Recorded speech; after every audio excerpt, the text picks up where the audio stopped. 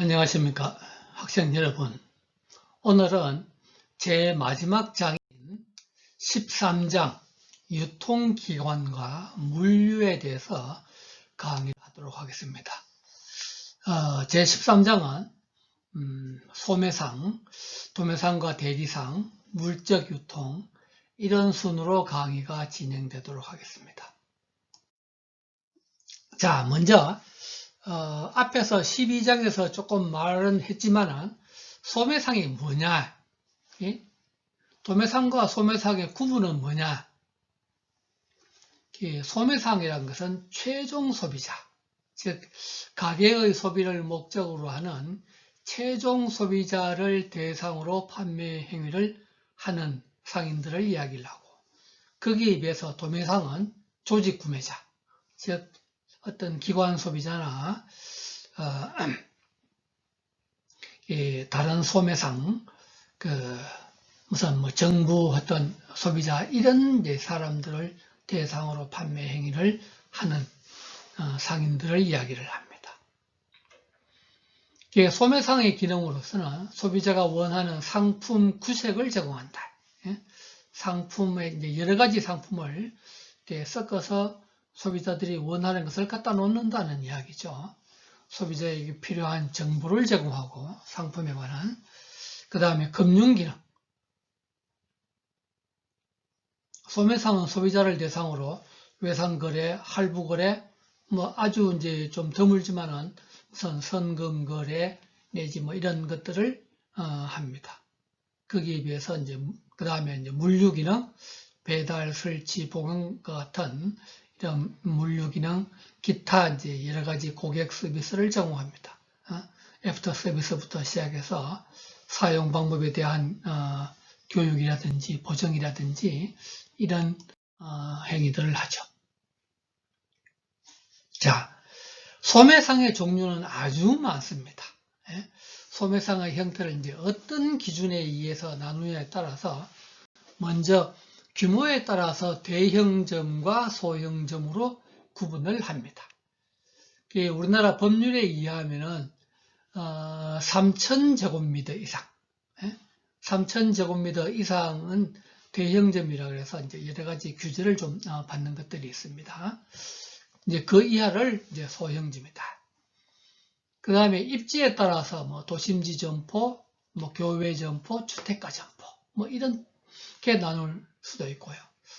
우리가 이제 통상 쇼핑센터라고 이야기하는 것은 계획적인 개발에 의해서 한 건물 내에 있지만은 그 안에는 독립소매상, 각자 소유주가 다른 독립소매상들을 여러 가지 이제 모여 있는 그런 것을 이야기를 합니다.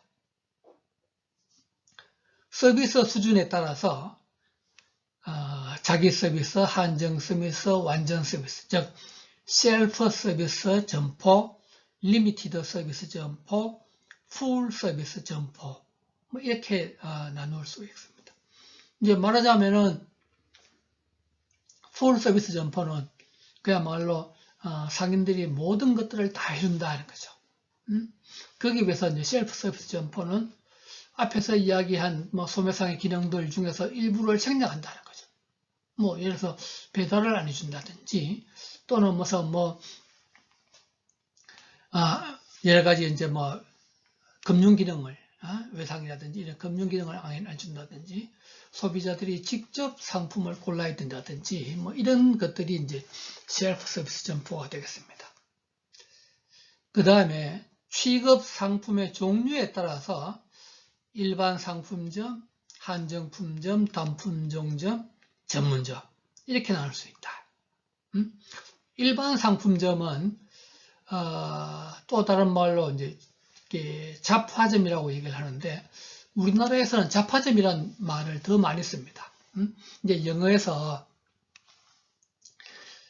제너럴 굿즈 스토어 이런 걸 이제 우리말로 번역을 하다 보니까 이제 일반 상품점이 되는데, 말하자면 이제 다양한 종류의 이것저것 우리가 이제 특히 시골에 있는 소매상들 보면은 식료품 위주로 취급하는데 예를 들어서 뭐 농기구도 좀 취급을 하고, 경우에 따라서는 옷이나 뭐 신발도 좀 취급하고, 이제 이런 것들이 자파점이 되겠죠. 한정품점은 두세 종류. 예? 그래서 자파점이 좀 더 이제 전문화해서, 예를 들어서 뭐 옷 위주로 취급을 하는데 뭐 벨트라든지 신발을 취급한다든지 뭐 그런 것들이 되겠죠. 이것은 이제 도시의 외곽지대라든지 뭐 시골에서 있게 됩니다.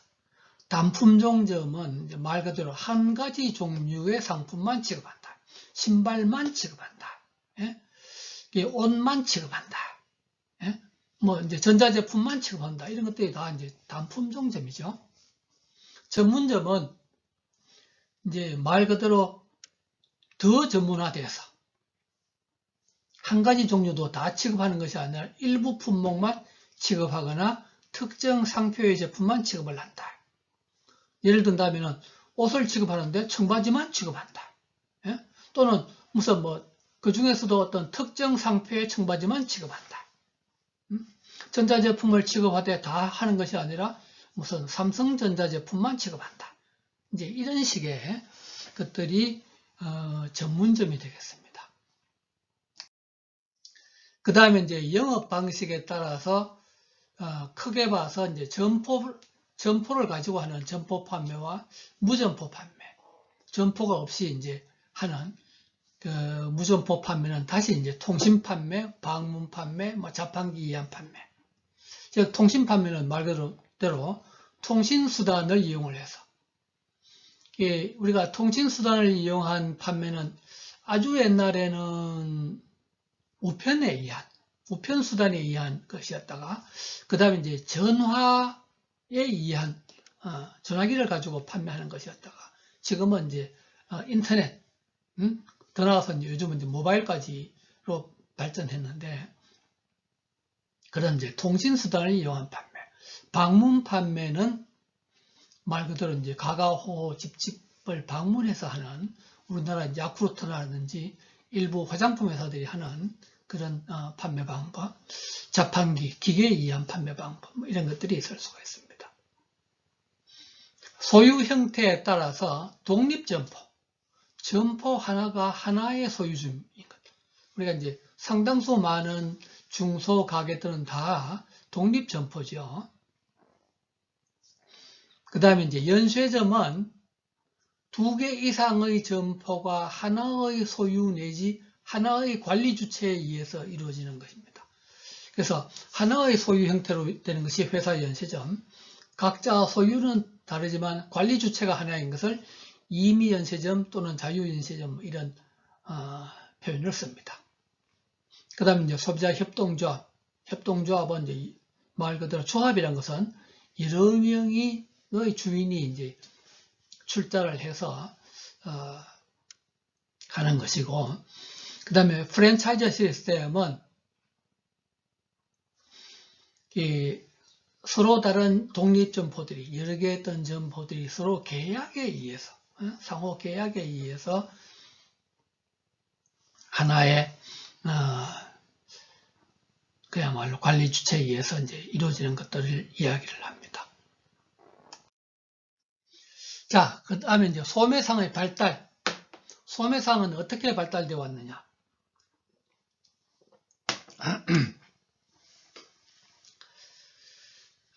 인류 역사상 그 소매상은 19세기 뭐랄까 중반 거의 뭐 후반까지 19세기 중반까지 소규모 독립 소매상들이었다.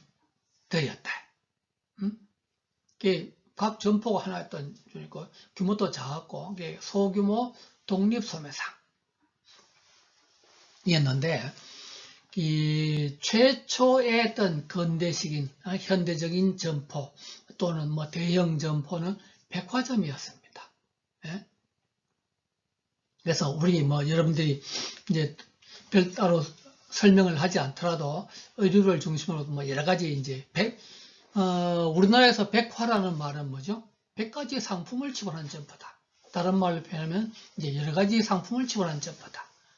영어에서 디파트먼트 스토어는 각 디파트, 부분해서 이제 서로 다른 상품을 취급하는 것이죠. 그래서 좋은 시설을 가지고 일괄 구매, 한 자리 여러 가지 상품을 구매할 수 있는 일괄 구매의 혜택을 제공하게 되고, 요즘은 이제 할인점이 점차 어떤 대형화돼 가지고 다양한 상품을 취급하다 보니까 할인점은 좀 중저가의 상품을, 백화점은 좀 고가의 상품을 공급하는 경향이 있습니다. 백화점의 효시는 1852년 프랑스의 어떤 봉마르쉐를 백화점의 효시로 잡습니다. 봉마르쉐. 봉마르쉐는 사실은 이제 1852년은 이 점포가, 이 백화점이 처음 이제 문을 연 기간이고, 백화점으로서의 어떤 체제를 갖추는 것은 거의 19세기 후반에 들어섭니다. 이 점포가 어떻게 대형화됐느냐 하면은,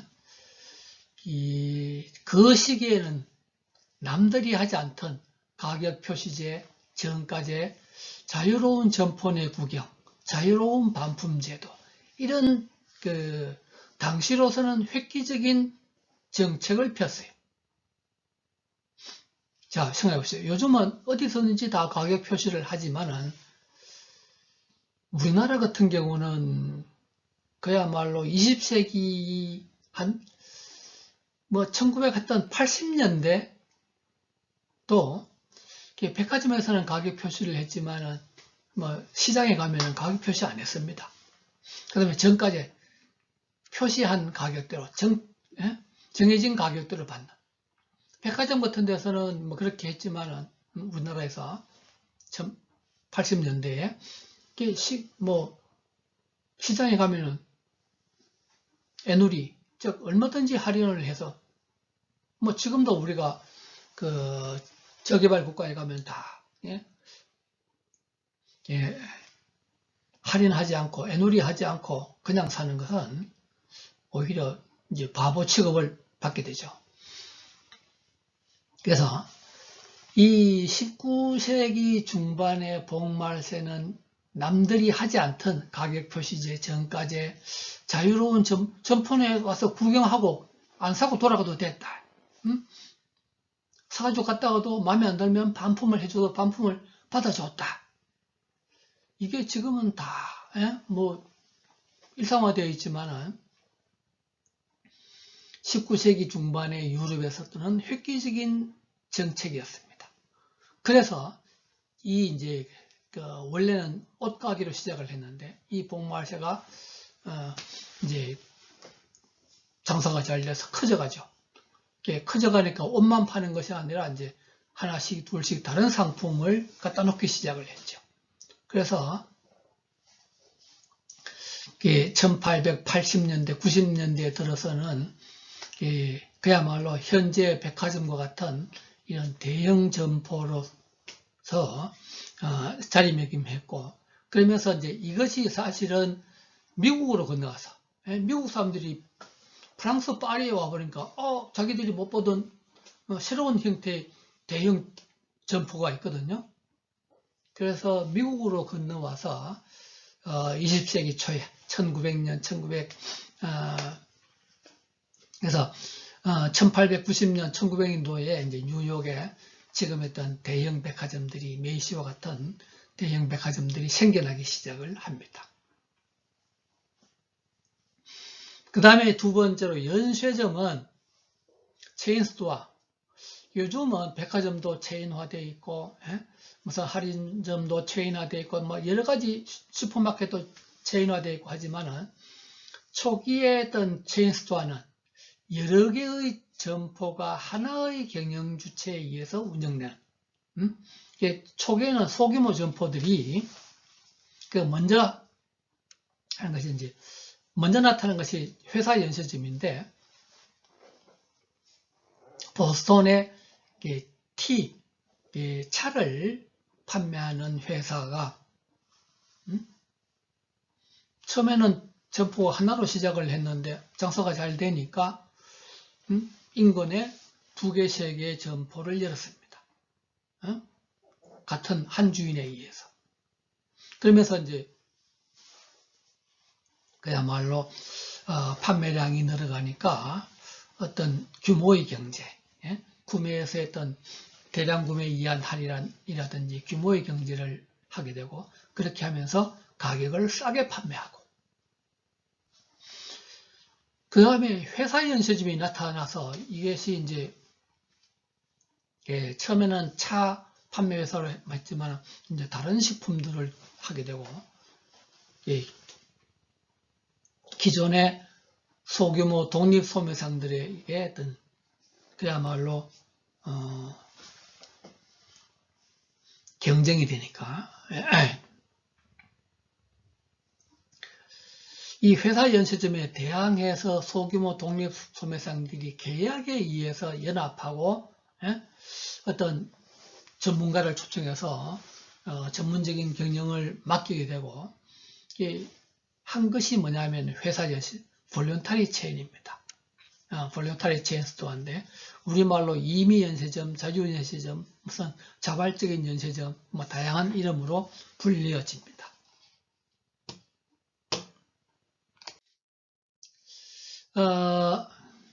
위의 사진 둘은 봉마르세의 지금의 파리에 있는 봉마르세의 입구와 어떤 내부 전경이 되었고,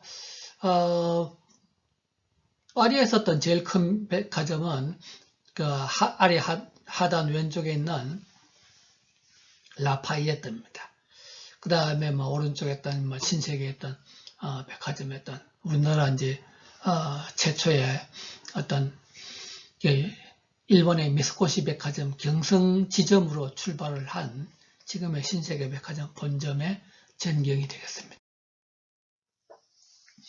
2018년 기준으로 백화점에 어떤 점포별 매출액 순위를 보면은 신세계 강남점, 롯데 본점, 롯데 잠실점, 부산에 있는 신세계 센텀시티점, 이런 식의 순서가 되겠습니다.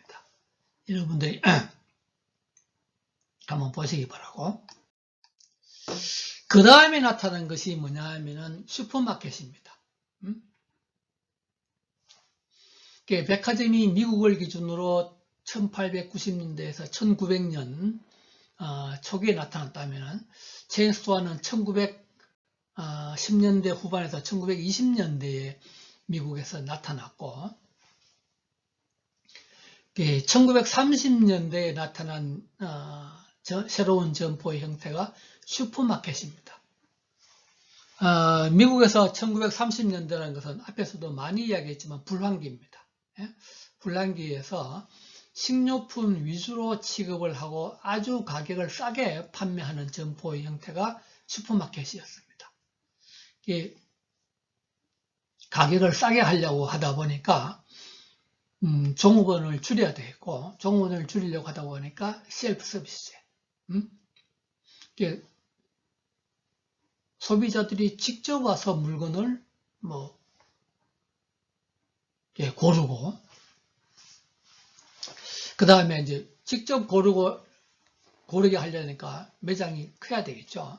매장이 크다 보니까 임대료가 싼 건물의 지하라든지 좀 도시 외곽지대라든지 그렇게 싼 임대료를 찾아서 하게 되고, 현금 무배달주의, 즉 뭐냐면 현금주의라는 것은 외상을 안 해준다. 무배달주의, 배달을 안 해준다. 그 다음에 벌써 1930년대만 하더라도 미국은 냉동 기술의 발달로 인해서 식료품의 좀 장기 보관이 가능해졌고, 포장 기술의 발달로 소형 포장이 가능해졌습니다. 그래서 이제 이런 여러 가지 이유로 식료품을 아주 싸게 파는 이런 이제 슈퍼마켓이 등장을 했고, 그 다음에 등장한 것이 이제 할인점, 디스카운트 스토어입니다. 슈퍼마켓이 식료품 위주로 했다면은 할인점은 원래는 의류 위주로, 옷 위주로 출발을 했고, 미국에서 50년대, 미국의 50년대가 또 불황기였습니다.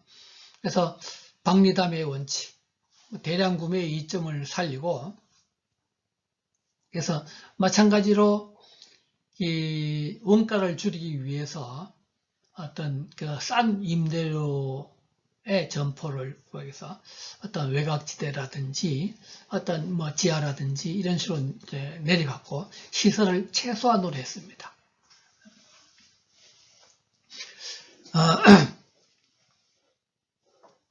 그 다음에 이제 손님에게 제공하는 서비스를 뭐 앞에서 얘기한 현금 배달은 물론이고 최소한 줄여서 싼 가격으로 공급을 했다.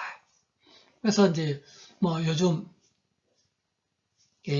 월마트라든지 미국에 있던 월마트라든지 우리나라에 이제 이마트, 무슨 홈플러스 이런 것들이 대표적인 할인점이 되겠습니다. 일부 학생들이 할인점 그러면은 그 뒤에 나오는 해원제 창고점 하고 이제 좀 또는 무슨 뭐 아울렛하고 혼동을 하는 경우가 있는데 할인점은 정상적인 제품을 아주 할인해서 싸게 공급하는 점포의 형태이고 처음에는 의류 위주로 출발을 했지만 지금은 이제 다양한 상품을 백화점과 거의 유사하게 다양한 상품을 취급을 하게 된다. 그 다음에 이제 편의점은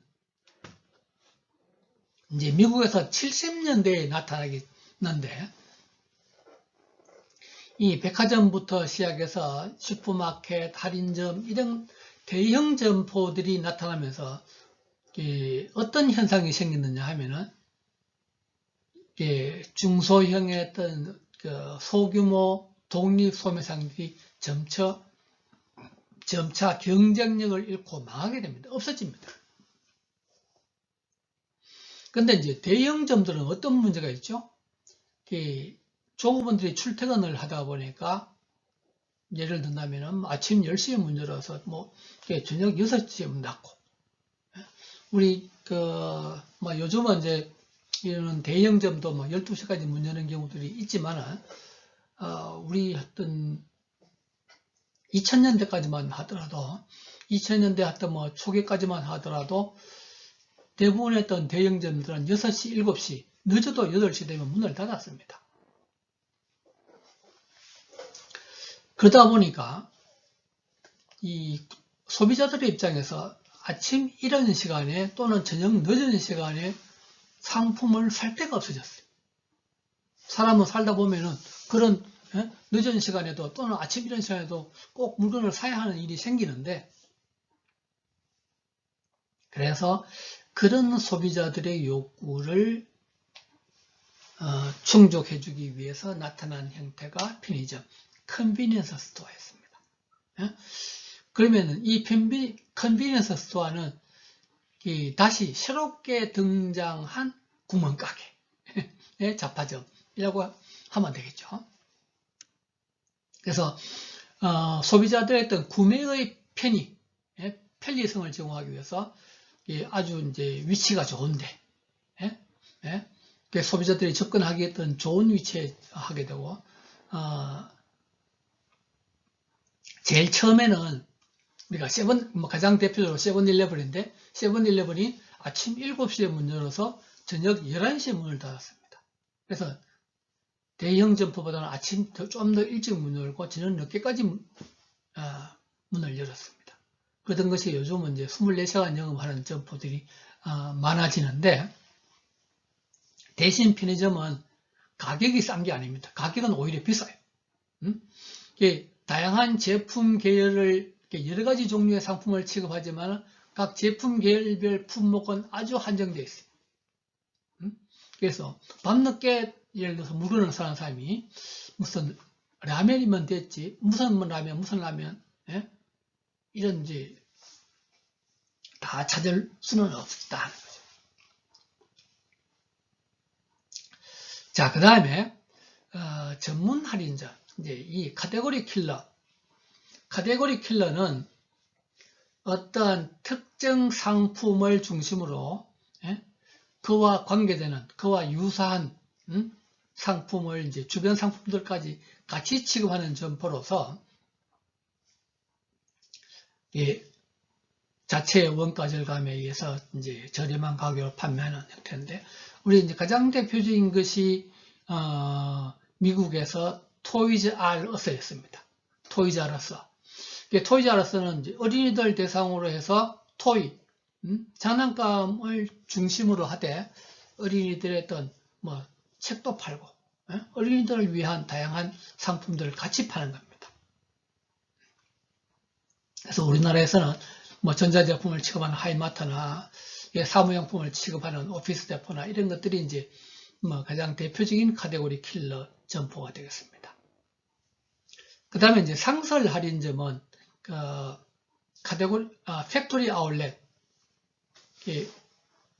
뭐 요즘 이제 우리나라에서는 그냥 아울렛이라고 얘기를 하는데, 원래는 팩토리 아울렛은 팩토리라는 말이 더 이야기하다시피 공장 한 곁에, 공장의 어떤 뭐 마당이라든지 차고 이런 데서 어떤 잉여 상품 또는 재고 상품, 전시품, 불합격품 이런 것들을 아주 싸게 파는 그런 점포였습니다. 그래서 그렇게 시작해서 지금은 이제 사실은 아울렛들만 각 브랜드들의 아울렛들만 이제 별도로 모여서 대단지를 형성해서 판매를 하고 있는데, 뭐 가장 대표적으로 우리가 신세계 프리미엄 아울렛이 뭐 여주에 있고 파주에 있고 뭐 시흥에 있고 하는 신세계 프리미엄 아울렛이라든지 뭐 롯데 아울렛, 뭐 이천일 아울렛 이런 것들이 이제 대표적으로. 그래서 뭐 요즘은 이런 뭐 재고 상품 아니라 뭐 정상적인 제품도 팔고 뭐 이렇게 되지만은 원래는 재고 상품이라든지 불합격품 위주로 판매를 시작을 했어요. 그 다음에 이제 해원제 어떤 도매 클럽 또는 해원제 창고점.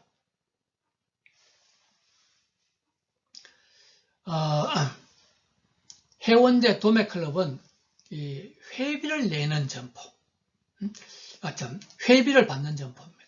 회비를 내는 회원들에게 아주 저렴한 가격으로 최소한의 어떤 서비스만 제공하고 창고 형태의 어떤 점포를 갖추기 때문에 회원제 창고점 또는 회원제 어떤 뭐 도매클럽. 자, 이제 지금같이 이런 이제 대형 점포들이 많이 생겨나면서 어떤 문제가 있느냐 하면, 이런 대형점들은 백화점이나 할인점이나 이런 것들은 생산자와 직접 거래를 합니다. 즉, 도매상을 거치지 않습니다.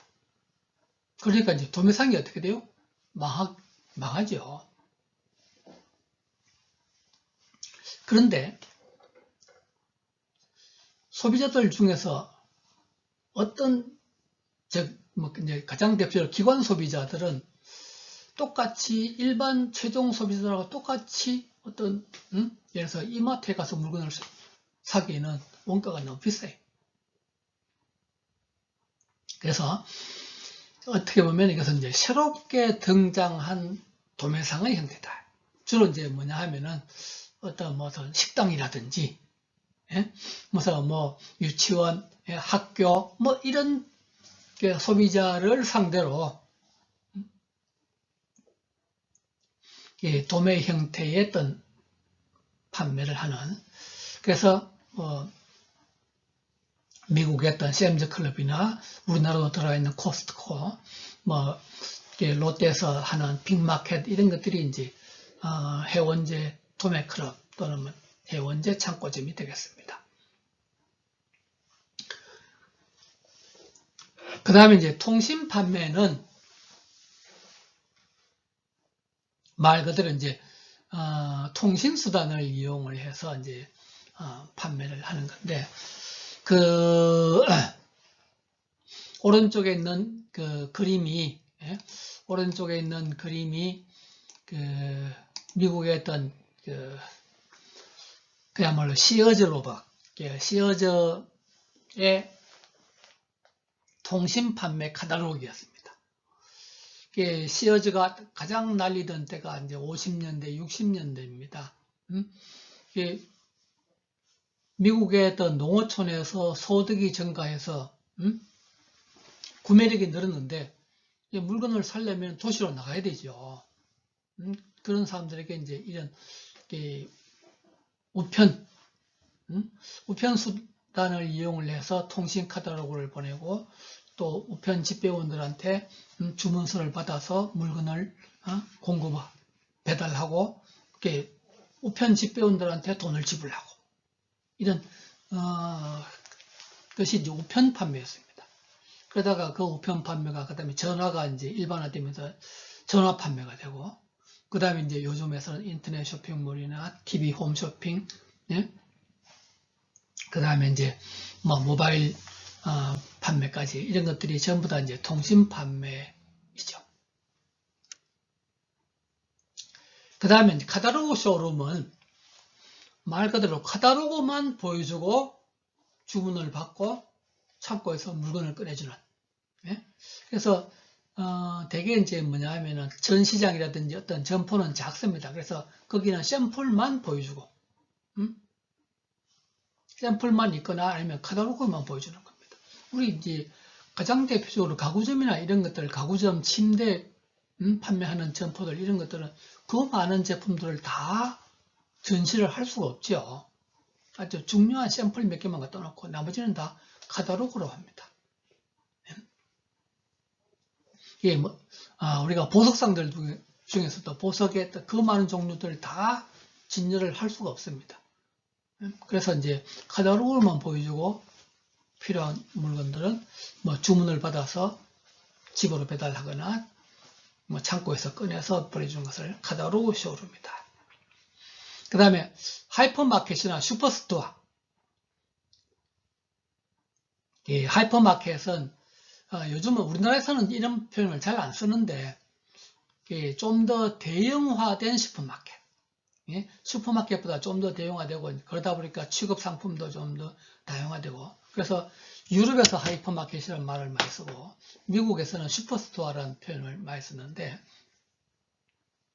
월마트가 일부 점포는 슈퍼스토어라는 표현을 썼습니다. 그 다음에 이제 드럭스토어는 미국에서 어떤 생겨난 어떤 형태인데 슈퍼마켓과 약국의 복합 매장이다. 슈퍼마켓 식료품도 팔면서 약도 동시에 파는. 그래서 미국의 대표적인 이제 월그린 같은 것들이 슈퍼마켓과 약국이 동시에 있는. 우리나라 이제 올리브영이 화장품을 위주로 팔면서 뭐 일부 식료품도 조금 뭐 다른 것들도 좀 취급을 하죠. 뭐 이런 것들이 이제 그 예가 되겠습니다.